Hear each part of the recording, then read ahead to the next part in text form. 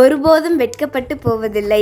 நீங்கள் சம்பூர்ணமாக சாப்பிட்டு திருப்தி அடைந்து உங்களை அதிசயமாய் நடத்தி வந்த உங்கள் தேவனாகிய கர்த்தருடைய நாமத்தை துதிப்பீர்கள். அவர் எவ்வளவு அதிசயமாய் நம்மளை நடத்தி வந்தாங்கன்னு நினச்சி துதிக்கும்போது நம்ம ஒருபோதும் வெட்கப்பட்டு போவதில்லை. நான் இஸ்ரவேலின் நடுவில் இருக்கிறவர் என்றும் நானே உங்கள் தேவனாகிய கர்த்தர், வேறொருவர் இல்லை என்றும் அறிந்து கொள்வீர்கள். நீங்கள் போகிற பாதையில் அவர் உங்கள் நடுவில் தான் இருக்கிறாங்க. போகும்போது அது கடினமாக இருக்கலாம், ஆனால் அது முடிவிலே சம்பூர்ணமாக விளங்கும் போது தேவன் தான் நம்ம கூட இருந்தாங்க அப்படின்னு சொல்லி அறிந்து கொள்வீங்க. மீண்டும் சொல்கிறாங்க, நீங்கள் ஒருபோதும் வெட்கப்பட்டு போவதில்லை. நான் கர்த்தர், எனக்கு காத்திருக்கிறவர்கள் வெட்கப்படுவதில்லை என்பதை அப்பொழுது அறிந்து கொள்வாய். தேவன் உங்களுக்காக ஏற்படுத்தியிருக்கிற காரியத்தை நீங்கள் பார்க்கும்போது நீங்கள் அப்போ நினைப்பீங்க, நம்ம கர்த்தருக்காக காத்திருந்தோம், அவர் நம்மளை வெட்கப்பட விடலை அப்படின்னு சொல்லி அவருக்கு நினைத்து நன்றி சொல்வீங்க.